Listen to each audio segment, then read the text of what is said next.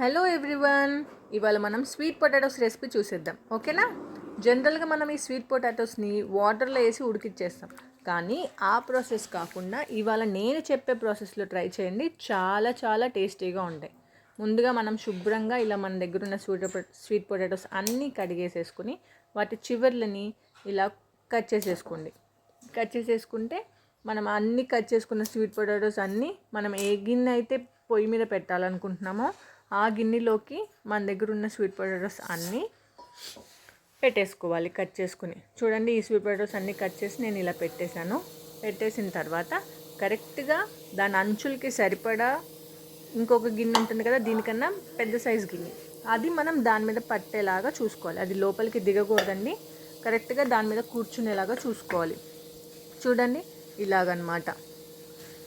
మనకు ఎక్కడ కూడా ఎక్కువ గ్యాప్ లేకుండా అది కరెక్ట్గా ఫిట్ అవుద్ది. దాన్ని నెక్స్ట్ సైజే తీసుకున్నామంటే ఎగ్జాక్ట్గా ఫిట్ అవుద్ది.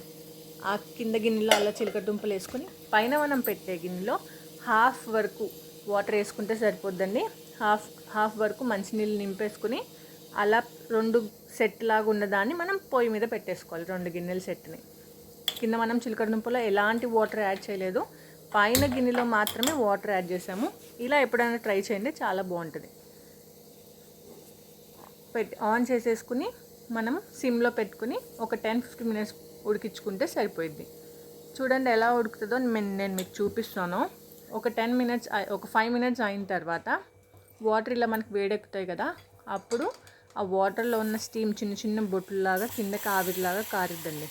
సో ఆ ఆవిరితో మనకి చిలకడ దుంపలు ఉడుకుతాయి అన్నమాట. చాలా టేస్టీగా ఉంటుందండి. కొంతమంది మనకి నెయ్యి ముందే రాసుకుని పెట్టుకుంటారు. ముందే రాసుకుని ఆ చిలకడ దుంపల్ని కింద గిన్నెలో పెట్టేస్తారు. నేనైతే ఒక 80% కుక్ అయ్యాక పెడతానండి ఆయిల్. చూడండి, ఫోక్తో పెట్టుకుంటే మనకు ఉడికిందా లేదో తెలిసిపోద్ది. ఇంకొంచెం గట్టిగా ఉన్నాయి కాబట్టి కొంచెం ఇంకా ఉడకాలి. కొంచెం అలా ఇలా కదిలించుకుంటూ ఉంటే అడుగంటకుండా ఉంటుంది. కదిలించేసుకొని మళ్ళీ నేను పైన గిన్నె పెట్టేసుకుంటున్నాను. పెట్టేసుకున్నాక మళ్ళీ కొంతసేపు అయ్యాక తెరిచి చూద్దాం ఉడికిందా లేదా అని. మన ఫోక్ స్మూత్గా దిగిపోయింది అనుకోండి ఆ చిలకడ దుంపల్లోకి, అది ఉడికినట్టే. సో కొంచెం అటు ఇటు తిప్పుకోండి ఒకసారి కావాలంటే, లేదంటే అవసరం లేదు.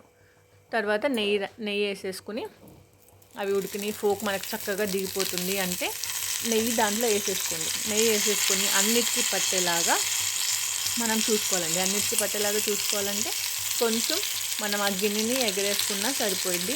లేకపోతే గరిటెతో అటు ఇటు తిప్పి చిరిగిపోతాయి అనుకుంటే గిన్నెని పట్టుకుని ఎగరేసుకుంటూ ఉండండి. మీరు నెయ్యి ఎక్కువ తింటారంటే ఎక్కువ వేసుకోవచ్చు, లేదంటే కొంచెమైనా పర్వాలేదు.